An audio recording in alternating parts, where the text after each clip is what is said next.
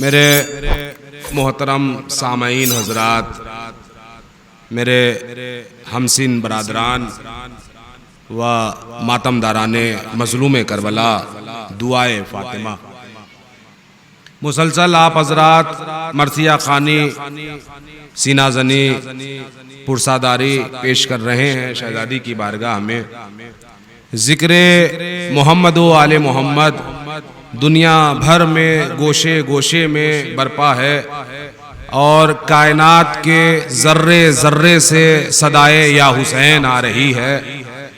ہر شے امام عالی مقام، امام مظلوم کربلا کا غم منا رہی ہے، غم میں ڈوبی ہوئی ہے، سوگوار ہے۔ عزیزان ایمان، ابھی آپ سوز خان حضرات سے، مرثیہ خان حضرات سے سلام اور مرثیہ سماعت کر رہے تھے، اور برادرم جناب محمود الحسن صاحب بھی سلام کے اشعار پیش کر رہے تھے، مولا سید سجاد کے حوالے سے انہوں نے پیش کیا، اور اس اعجاز کو جو شام کے دربار میں امام حسین علیہ السلام کا سر شہزادی کی آگوش میں تشت سے بلند ہو کر آیا، اس کا ذکر کیا۔ عزیزوں، یہ سوز خانی، یہ مرثیہ خوانی، یہ منقبت خوانی، اور اس میں ائمہ طاہرین علیہم السلام کا ذکر، یہ ہم اپنی مرضی سے نہیں کرتے۔ ہم کبھی بھی عزیزان ایمان دیکھیے، میں ایک خادم ہوں فرش ازا کا، اہل بیت اطہار علیہم السلام کی سیرت اور سنت پر ہم عمل کرنے کی کوشش کر رہے ہیں، اور دعا کر رہے ہیں کہ پروردگار ہمیں اتنی توفیق عطا فرمائے کہ ہم حق کو حق کہہ سکیں اور باطل کو باطل کہہ سکیں، اور سیرت محمد و آل محمد پر عمل پیرا رہیں۔ عزیزوں، ہر انسان اپنی مرضی کا مالک نہیں ہے۔ یوں تو کہا جاتا ہے ہمارا نفس ہے، ہماری جان ہے، ہمارا ہاتھ ہے، ہماری زبان ہے، ہمارا پیر ہے، ہمارے جسم ہے، ہماری حرکات و سکنات ہے۔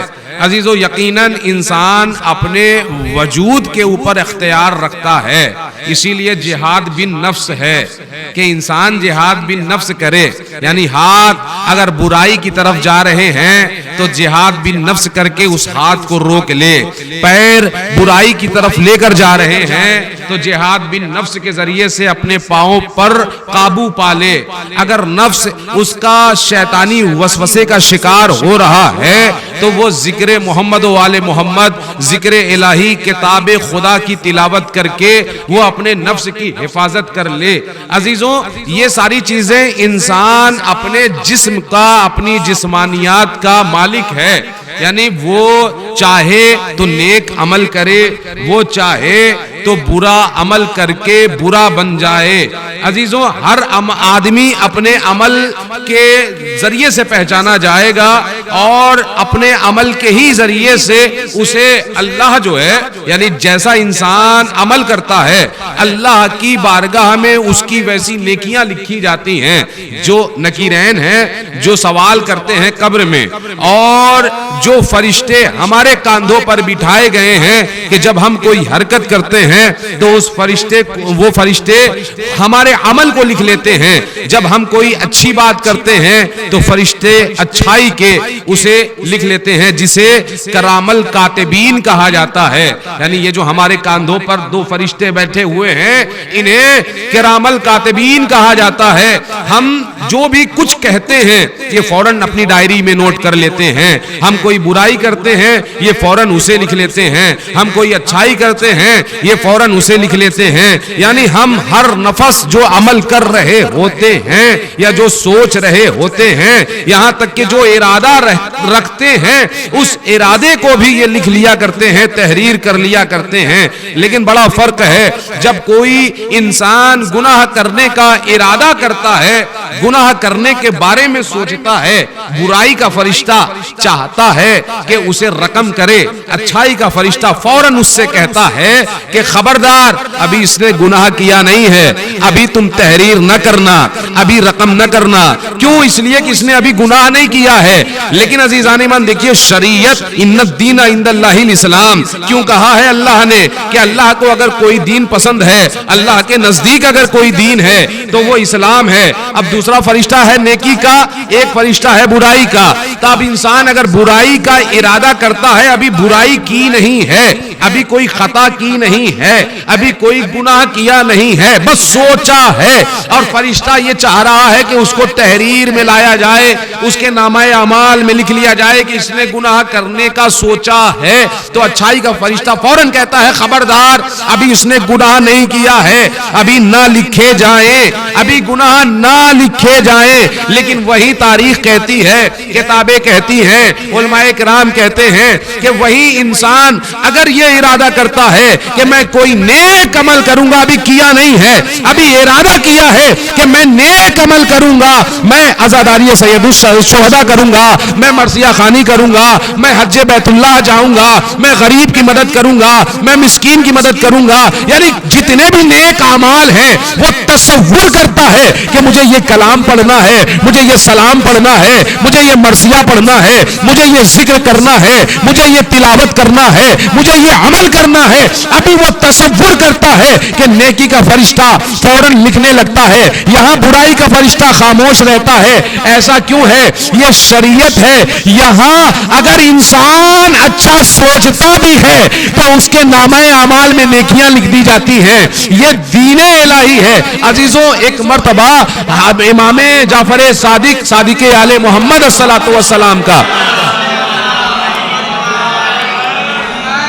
ایک چاہنے والا صحابی اور مولا کا شاگرد بھی ہے کہ جس کا نام ہے فضیل. حضرت فضیل جو مولا کے ساتھ ساتھ رہتے ہیں. اب ایک دن سوال کر لیا، مولا یہ دو فرشتے ہمارے کاندھے پر ہیں، مامور ہیں، ہم کوئی نیک عمل کرتے ہیں یہ فوراً لکھ لیتا ہے. مطلب ہم نے اچھائی کا عمل ارادہ کیا اور اچھائی والا فرشتہ حرکت میں آ گیا، اس نے فوراً حرکت کی اور اس نے تحریر کر لیا.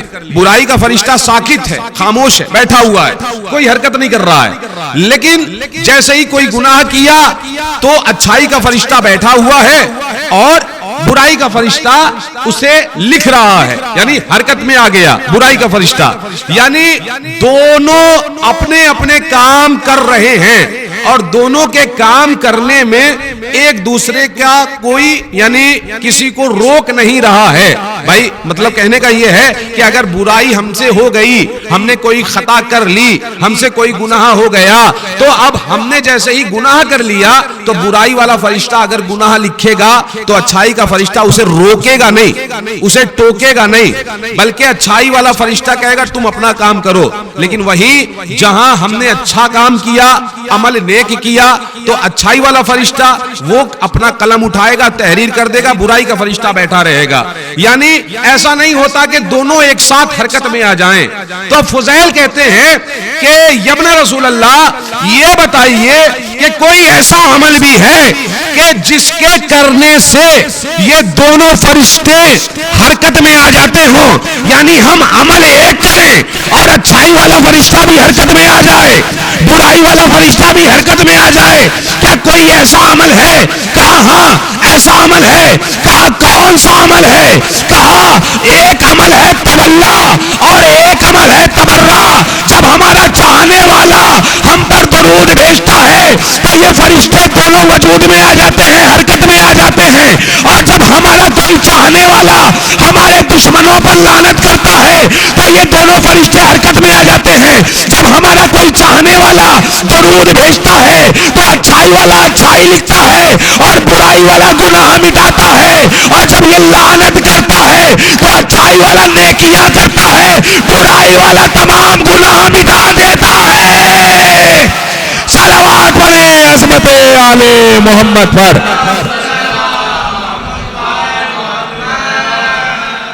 تو اب جانبان یہ کرام الکاتبین ہیں کہ جو ہمارے کاندھوں پر بیٹھے ہوئے ہیں. ہم کوئی نیک عمل کر رہے ہیں یہ لکھ لیتے ہیں، انہیں معلوم ہو جاتا ہے ہم کیا کرنے والے ہیں. اب جانبان انسان اپنے عمل کا اپنے عمل کا ذمہ دار ہے. اگر انسان اپنا عمل کر رہا ہے تو اسے چاہیے کہ وہ نیک عمل کرے, اور اسے یہ احساس ہونا چاہیے کہ وہ جو عمل کر رہا ہے اسے خدا دیکھ رہا ہے, یہ کرام الکاتبین دیکھ رہے ہیں, اس کا رسول دیکھ رہا ہے. چونکہ یہ حاضر بھی ہیں اور ناظر بھی ہیں, یہ حاضر و ناظر رہتے ہیں. اور اگر انسان کوئی عمل نیک نیتی کے ساتھ, خلوص کے ساتھ کرتا ہے تو اللہ ہی مدد ملتی ہے, اللہ کی طرف سے مدد فراہم ہوتی ہے. مدد کیا ہوتی ہے عزیزان ایمان؟ ایک شخص ہے دیکھیے, الاعمال بالنیات, عمل کا تعلق جو ہے وہ نیت سے ہے, عمل کا دار و مدار نیت سے ہے. اب ایک شخص ہے, اس نے دیکھا کہ کچھ افراد ہیں کہ جو درخت کی پرستش کر رہے ہیں, جو درخت کی عبادت کر رہے ہیں, درخت کے سامنے سر جھکا رہے ہیں, عبادت کر رہے ہیں. اب درخت کی پوجا کرنا, اطاعت کرنا, عبادت کرنا, اس کے سامنے سر جھکانا, سجدہ کرنا, یہ کفر ہے, بت پرستی ہے, اور اللہ کو شریک کرنا ہے, شرک ہے. اب عزیزو, اس نے دیکھا وہ بہت بڑا عبادت و عابد و زاہد تھا, عبادت گزار تھا, اللہ سے لو لگائے رہتا تھا. اب اس نے دیکھا کہ کئی افراد ہیں کہ جو درخت کی اطاعت کر رہے ہیں, درخت کے سامنے سر جھکا رہے ہیں, یہ تو غلط ہو رہا ہے. لہذا اس نے تبلیغ کرنا شروع کی. اب ایک دن وہ نکلا ہاتھ میں کلہاڑی لیے ہوئے, اسلحہ لیے ہوئے, کہ آج نہ درخت رہے گا نہ یہ سجدہ کریں گے, میں آج تو درخت کاٹ کے رہوں گا. اب عزیزوں, وہ جو ہے ارادہ مستحکم کر کے نکلا. کس لیے نکلا؟ اللہ کی راہ میں نکلا نا, نیک عمل کرنے کے لیے نکل رہا ہے, خلوص ہے اس لیے, چونکہ اللہ سے محبت ہے. اب وہ نکل رہا ہے کہ آج میں درخت کاٹ کے ہی رہوں گا, ہاتھ میں کلہاڑی لے لی اور نکلا. اب جانے لگا, راستے میں اس کی ملاقات ابلیس سے ہو گئی. اب ابلیس پیکر بشریت میں ہے, انسان کی صورت میں ہے, انسان کی صورت میں آیا ہے, تقوی والے لباس میں آیا ہے. اب وہ گمراہ کر رہا ہے. یاد رکھے, جب بھی انسان کبھی گمراہ ہوتا ہے, آج کے دور میں یا اس دور میں, یعنی جب بھی کبھی کوئی بات دین کے خلاف ہوتی ہے تو ہمیشہ نقصان ایسے ہی لوگوں سے ہوتا ہے کہ جو بظاہر تقوی کا لباس تو رکھتے ہیں لیکن عمل ان کا ابلیسیت والا ہوتا ہے, یعنی ان کا دین سے کوئی تعلق نہیں ہوتا ہے. سر پر عزیزان ایمان امامہ رکھ کے آیا تھا حاجرہ کے پاس, دوش پر عبا ڈالے ہوئے تھا, لباس روحانی تھا, ہاتھ میں تسبیح تھی, عصا کا سہارا لیے ہوئے تھا, چہرے پر جیسے داڑھی ہوتی ہے ویسی رکھ کے آیا تھا تاکہ لوگ یہ سمجھے کہ اس سے بڑا کوئی عالم نہیں ہے, اس سے بڑا کوئی زاہد نہیں ہے. عزیزان ایمان, کبھی کبھی دھوکہ عالموں سے ہوتا ہے, کبھی کبھی دھوکہ پڑھے لکھوں سے ہوتا ہے. انسان کب کس سے دھوکہ کھا جائے یہ کبھی معلوم نہیں ہوتا ہے کہ کب انسان گمراہیت کی طرف چلا جائے. لہذا الاعمال بالنیات, عمل کا دار و مدار نیت سے ہے. ہمیشہ نقصان جو ہے زیادہ پڑھے لکھے افراد سے بھی ہو جاتا ہے, لیکن ہمیں دیکھنا چاہیے کہ اگر وہ انسان تبلیغ کر رہا ہے, تبلیغ برائے تبلیغ ہے, محمد و آل محمد کی سیرت کے ساتھ ہے, تو آپ اسے قبول کر لیے. لیکن اگر وہی تبلیغ بنی امیہ کا قصیدہ پڑھتے ہوئے ہو تو سمجھ جائیے کہ دال میں کچھ کالا ہے, بلکہ پوری ہی دال کالی ہے. بھائی یہ ہونا چاہیے. آپ دیکھیں آج اطاعت ہو رہی ہے, عبادت ہو رہی ہے, لوگ تبلیغ کر رہے ہیں. آج فرش عزا کو اپنا لوگ مسکن بنائے ہوئے ہیں, منبر کو اکھاڑا بنائے ہوئے ہیں. کبھی اس کو برا کہہ دیا, کبھی اس کو برا کہہ دیا, کبھی اس عالم کے خلاف ہو گئے, کبھی اس عالم کے خلاف ہو گئے. اگر کوئی حق بیان نہیں کر رہا ہے, آپ کو دیکھنا ہے کہ آپ دیکھیے کہ کہاں حق ہے کہاں باطل ہے. یعنی عالم ہے, آپ دیکھتے رہتے ہیں بھائی عوام تو بھولی بھالی ہے, یہ امت بھولی بھالی ہے. یہاں تو لوگوں نے دیکھا بھائی سر پہ امامہ ہے, دوش پہ غرا ہے، روحانی لباس ہے، ہاتھ میں تسبیح ہے، ذکر محمد و آل محمد کر رہا ہے، اہل بیت اطہار کے قصیدے پڑھ رہا ہے، فضائل سنا رہا ہے، تو لوگ یہ سوچتے ہیں کہ یہ مولا کا چاہنے والا ہے، ہمارا ذاکر ہے، علی کا ذاکر ہے، اہل بیت کا ذاکر ہے، یہ صحیح بات بتائے گا۔ لیکن وہی پر عزیزان ایمان اہل بیت اطہار کے فضائل سنا کر لوگوں کو میٹھا زہر کھلایا جا رہا ہے۔ میٹھا زہر کیا ہے؟ کہ ان کی عقلوں پر حملہ کیا جائے، کہیں سیرت بنی امیہ بیان کی جا رہی ہے، کہیں سیرت معاویہ بیان کی جا رہی ہے، کہیں یزید کی سیرت بیان کی جا رہی ہے، کہیں ابو سفیان کا کردار پڑھا جا رہا ہے۔ لوگ ایسوں کی سیرت بیان کر رہے ہیں جن کو اہل بیت اطہار نے، رسول اکرم نے طلیق ابن طلیق کہا ہے، طلقہ کہا ہے، یعنی چھوڑے ہوئوں کو جن کو نبی نے کبھی منہ نہیں لگایا تھا، یہ لوگ اسے منہ لگا رہے ہیں، اس کی سیرت کو بیان کر کے امت میں گمراہیت پیدا کر رہے ہیں، اختلافات پیدا کر رہے ہیں۔ اب اگر کوئی منبر پہ آ کے فضائل آل محمد کے ساتھ اگر ان کے ابا کا تذکرہ کرے تو سمجھ جائیے کہ یہ ہمارا عالم نہیں ہے بلکہ کسی بڑی کمپنی کا ایجنٹ ہے۔ بھائی یہی ہو رہا ہے، چاہے ہندوستان ہو یا پاکستان ہو یا جہاں بھی اردو زبان میں گفتگو ہو رہی ہے، یہی ہو رہا ہے کہ شیطان انسان کی صورت میں ہے، لباس تقوی کا ہے، لیکن فضائل آل محمد کی آڑ میں لوگ جو ہے نوجوانوں کی عقلوں پر حملہ کر رہے ہیں، نوجوانوں کی عقلوں پر حملہ ہو رہا ہے۔ اب عزیزو وہ نکلا کہ آج یا تو پیڑ رہے گا یا تو میں، آج تو اسے کاٹ کے رہوں گا۔ اب وہ ہاتھ میں کلاڑی ہے، راستے میں پہنچا، ابلیس ہے، ابلیس انسان کی صورت میں ہے اور چہرے پر جو ہے بظاہر دکھاوے والی یعنی نورانیت ہے، چونکہ اسے اللہ نے طاقت بھی دی ہے اور اسے اللہ نے اس کی عبادت کی جزا بھی دی، چونکہ اللہ عادل ہے، اس نے قیامت تک کی مہلت مانگی ہے، اسے اختیار دیا ہے۔ اب عزیزوں اللہ نے ایک بات اور بھی کہی تھی، ابلیس جا، جو میرے ہوں گے وہ نہیں بہکیں گے، جو میرے ہوں گے وہ بہکیں گے نہیں۔ تو یہ تو فیصلہ اول دن سے ہو گیا نا، روز اول سے، یعنی اللہ بتا رہا ہے کہ جو ہمارا ہوگا وہ بہکے گا نہیں، چاہے کوئی بھی ہو۔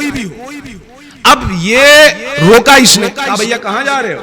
کہا یہ پیڑ کاٹنے جا رہے ہیں، بہت تماشا دیکھ لیا ان کا، یہ عبادت کر رہے ہیں، اس کے سامنے سر جھکا رہے ہیں، سجدہ کر رہے ہیں، آج تو اسے کاٹ کے ہی رہوں گا۔ کہا کہ بھیا میں کاٹنے نہیں دوں گا۔ کہا ایسا کیسے؟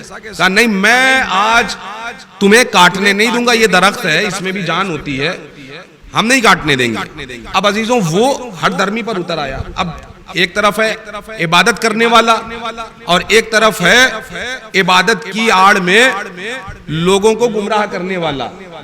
اس نے کہا کہ بھائی جانے انجانے میں یہ بھی تو اللہ کی ہی عبادت کر رہے ہیں۔ اب اس نے وسوسہ ڈالا ذہن میں ڈالا کہ بھائی یہ بھی تو اللہ کی اطاعت کر رہے ہیں، اللہ کی نشانی ہے یہ درخت، اللہ کی نشانی ہے یہ کائنات، یہ ذرے اللہ کی نشانی، تم اللہ کی نشانی، یہ سب اللہ کی نشانیاں ہی تو ہیں۔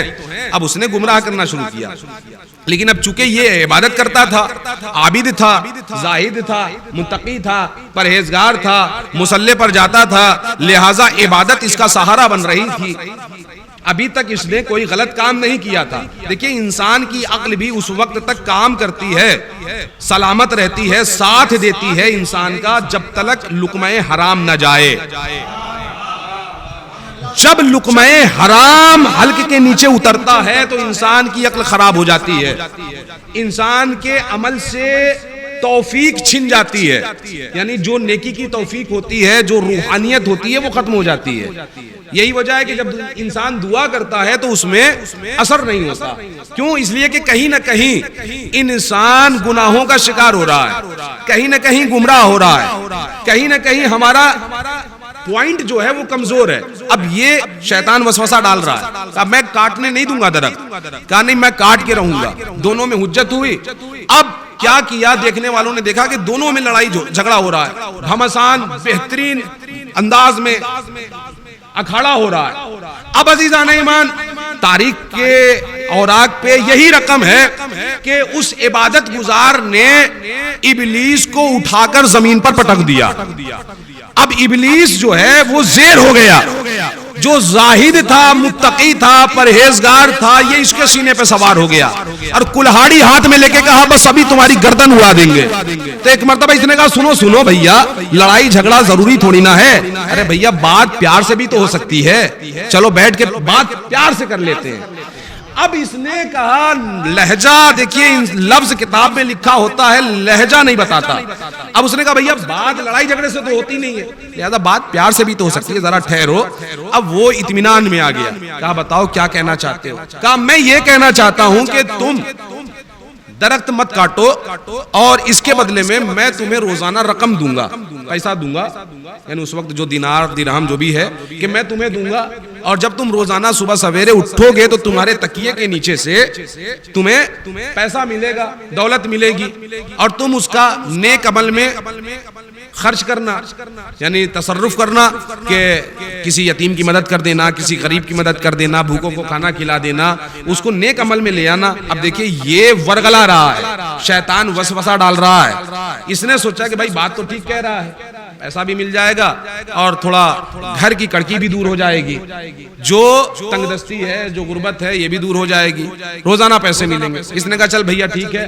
اب اس کا ارادہ بدل گیا, پیسے کا نام سنا کہ روزانہ مجھے پیسہ ملے گا. اب اس کا ارادہ بدلا, تبدیل ہوا, یہ واپس چلا گیا. صبح ہوئی, کیا دیکھا تکیے کے نیچے پیسہ رکھا ہوا ہے. نماز فجر کے بعد کیا دیکھا کہ تکیے کے نیچے پیسہ ہے. اب اس نے پیسے کو استعمال کیا. اب وہ پیسہ اس کے شکم میں گیا. عزیزان ایمان, وہ لقمہ اس کے شکم میں گیا. اس کمائے ہوئے پیسے سے, اس ملے ہوئے پیسے سے اس نے خریداری کی, اس نے لقمہ کھایا. اب 3 دن تک تو پیسے مسلسل ملتے رہے, چوتھے دن پیسہ ملنا غائب ہو گیا. اب یہ پھر کلہاڑی لیے ہوئے, آج تو میں درخت کاٹ کے رہوں گا. اب عزیزان ایمان یہ چلا ہے. اب تاریخ کہتی ہے کہ اب پھر وہی شیطان ملا انسان کی صورت میں.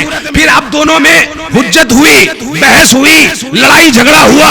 اب اس بار کیا ہوا کہ شیطان نے اسے زمین پر اٹھا کے پٹک دیا. اب اس کے سینے پہ سوار ہے, کلہاڑی اس کے ہاتھ سے لے کے اس کی گردن پہ رکھ دی اور کہا کہ ابھی میں تیرا سر تن سے جدا کر دوں گا. اس نے ہاتھوں کو جوڑا, کہا یہ بتاؤ میں درخت نہیں کاٹوں گا, لیکن مجھے بات سمجھ میں نہیں آئی کہ اس دن میں نے تمہیں زمین پر اٹھا کر پٹک دیا تھا, آج تم نے مجھے اٹھا کر پٹک دیا ہے, دونوں میں فرق کیا ہے؟ اس دن میں تم پر غالب آ گیا تھا, آج تم مجھ پر غالب آ گئے ہو. آخر وجہ کیا ہے, راز کیا ہے؟ ایک مرتبہ شیطان مسکرایا, کہا اس دن چونکہ تو خالص اللہ کے لیے جا رہا تھا, تو نے کوئی لقمہ حرام نہیں کھایا تھا. آج تو پیسوں کے لیے جا رہا ہے تو تیری عقل ضائع ہو گئی, قوت سلب ہو گئی. صلوات پڑھے عظمت آل محمد پر.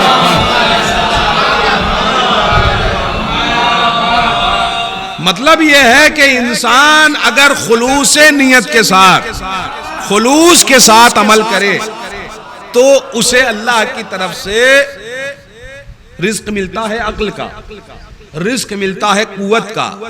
یہ ہمیں نعمتیں عطا ہوتی ہیں, لیکن اگر ہم مال حرام کی طرف مائل ہوتے ہیں تو اللہ یہ توفیق ہم سے چھین لیتا ہے. مطلب ہماری زبان سے تاثیر ختم ہو جاتی ہے, ہمارے بازوؤں سے قوت ختم ہو جاتی ہے, ہماری عقلیں ضائع ہونے لگتی ہیں, ہمیں حق کو حق کہنے میں ہچکچاہٹ ہوتی ہے, ہمیں باطل کو باطل کہنے میں ہچکچاہٹ ہوتی ہے, ہم حق کو باطل میں تمیز نہیں کر پاتے کہ صحیح کیا ہے اور غلط کیا ہے. عزیزان ایمان, بس گفتگو تمام ہوئی, مجلس رحمت کو تمام کی میں نے. یہ کل معاملہ خلوص کا ہے. یہ جو ہم عزاداری سید الشہداء کر رہے ہیں, یہ جو ہم عبادات کر رہے ہیں, یہ جو ہم نماز پڑھ رہے ہیں, عمل کوئی بھی ہو, چاہے وہ اصول دین سے ہو, چاہے وہ فروع دین سے ہو, جو بھی عمل ہے, ہر عمل میں خلوص ضروری ہے. اگر خلوص نہیں ہے تو ہماری عبادت قبول نہیں.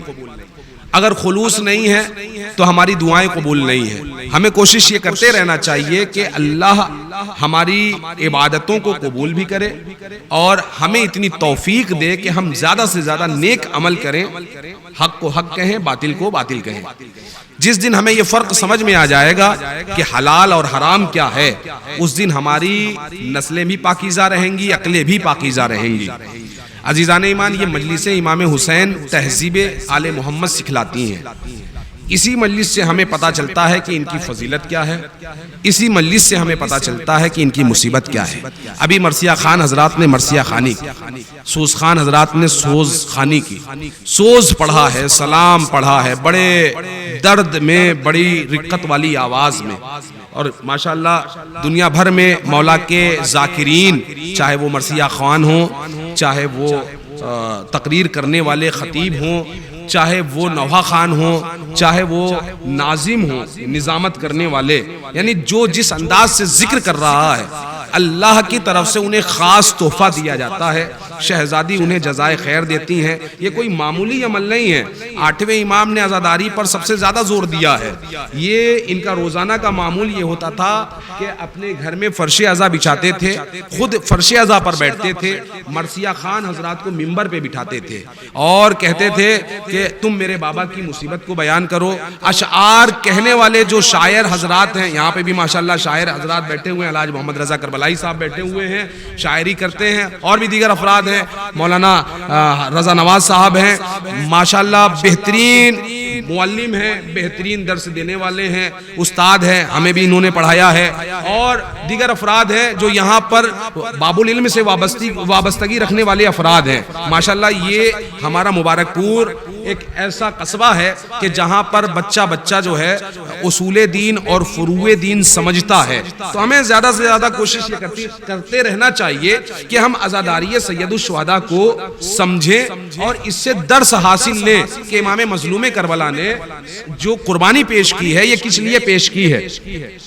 آخر امام مظلوم کربلا نے اتنی عظیم قربانی دی کیوں ہے, ہمیں سمجھنا چاہیے. دیکھیے ہر مجلس میں ایک جملہ کہتا ہوں کہ ہر انسان اپنے زمانے کی کربلا میں کھڑا ہے, اپنے زمانے کی کربلا میں. اس زمانے کی کربلا میں ہم ہیں, اس زمانے کے حسین کے ساتھی. اب ہمارا کردار طے کرے گا, ہمارا عمل طے کرے گا, ہماری سیرت طے کرے گی کہ ہم اس زمانے کے حسین کے صحابیوں میں, انصار میں شمار ہوتے ہیں یا ان کے دشمنوں میں شمار ہوتے ہیں. یہ کردار کی بات ہے عزیزان ایمان. اگر کردار ہے تو ہم اپنے زمانے کے امام کی نصرت میں, ناصروں میں شمار کیے جائیں گے, اور یہی دعا بھی کرتے ہیں. تو میں کہہ یہ رہا تھا کہ یہ جو مجلسیں پہنچی ہیں, یہ آل محمد نے بڑی قربانیاں دی ہیں. شہزادی عالمہ غیر معلمہ نے قید خانے میں ظالم کے گھر میں ماتم برپا کیا ہے, اور یہ گھروں تک عزاداری پہنچی ہے.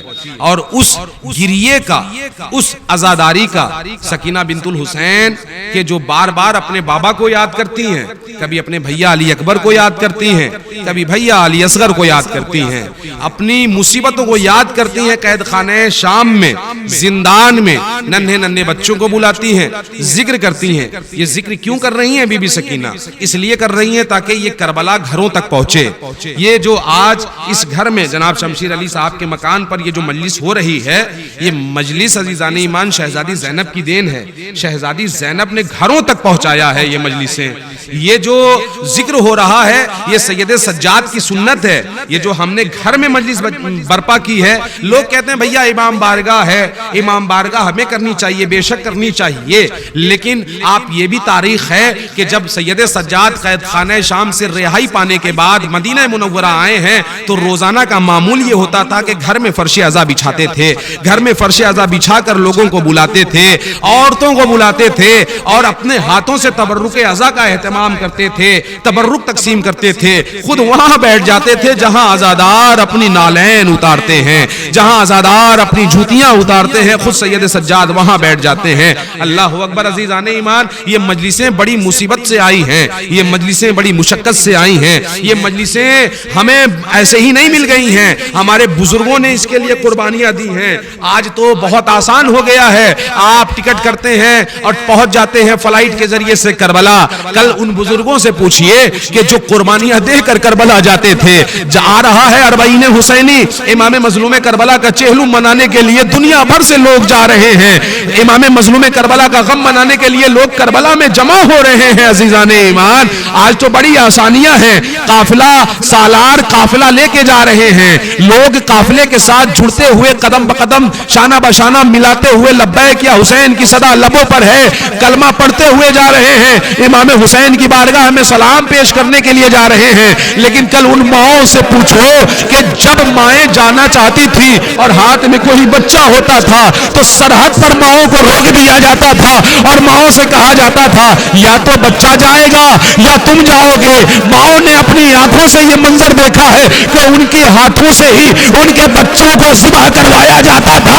ارے ان کے جنازے پر مائیں اپنا پیر رکھ کے حسین مظلوم کربلا کی ذریعے اقدس تک پہنچتی تھی اور بوسہ لیتی تھی. یہ زمانہ بھی تھا کہ جب حسین کے عزادار اپنا ہاتھ کٹوا کے حسین کی بارگاہ میں جاتے تھے, جب حسین کے عزادار اپنی اولادوں کو قربان کر کے حسین کی بارگاہ میں جاتے تھے. آج آسانیاں ہیں. عزیزان ایمان, محمد و آل محمد پر مصیبت کی گھڑی ہے, مصیبت کی گھڑی ہے. تاریخ اسلام میں یہ نہیں ملتا کہ سید سجاد نے تازیانے کتنے کھائے ہیں. تاریخ اسلام میں یہ نہیں ملتا کہ سکینہ بنت الحسین نے تمچے کتنے کھائے ہیں. امام زمانہ کہتے ہیں میرا سلام ہو اس مظلومہ بیوی پر کہ جس کے چہرے کی رنگات ارے تبدیل ہوتی رہی, کبھی تماچوں کی اذیت سے نیلے ہو گئے تو کبھی پیلے. جزاکم اللہ, جزاکم اللہ. خدا آپ کو کوئی غم نہ دے سوائے غم سید الشہداء کے. ہاں عزیزان ایمان, سید سجاد کے لیے میرا امام پردہ غیب میں جو بیٹھا ہے خون کے آنسو روتا ہے, کہتا ہے میرا سلام ہو اس مظلوم قیدی پر کہ جس کے ہاتھوں کا گوشت زنجیریں کھا گئی. رونے کے لیے جملہ کافی ہے عزیزان ایمان کہ جس کے گوشت کو زنجیریں کھا گئی اسے سید سجاد کو ہمارا اور آپ کا آخری امام سلام اس انداز سے پیش کر رہا ہے, خون کے آنسو رو رہا ہے. عزیزو, قافلے کو اہل حرم کو اسیر کر کے دیار بدیار پھرایا گیا. یہ سن لینا آسان ہے, ذرا محسوس کریں. ساتھ میں ماؤں بہنوں کا ہجوم ہے, ساتھ میں مائیں بہنیں ہیں, بے پردہ ہیں, ہاتھوں میں رسیاں ہیں, گلے میں ریسمان ستم ہیں, بازوؤں میں رسیاں ہیں اور تازیانہ لہراتے ہوئے شمر ملعون کبھی تازیانہ مارتا ہے, کبھی خاردار تازیانہ مارتا ہے اور کبھی لوگ اپنے اپنے مکانوں کی چھتوں سے گرم گرم کھولتا ہوا پانی پھینکتے ہیں. یہ کیا سمجھتے ہیں آپ, یہ اپنی مرضی سے لوگ مکانوں کی چھتوں پہ آ گئے تھے؟ نہیں عزیزان ایمان, اپنی مرضی سے نہیں آئے تھے, بلکہ انہیں حکم دیا گیا تھا کہ یزید ملعون کا حکم ہے کہ وہ اگر کوئی اس کے حکم کے مخالف جائے گا تو اسے قتل کر دیا جائے گا.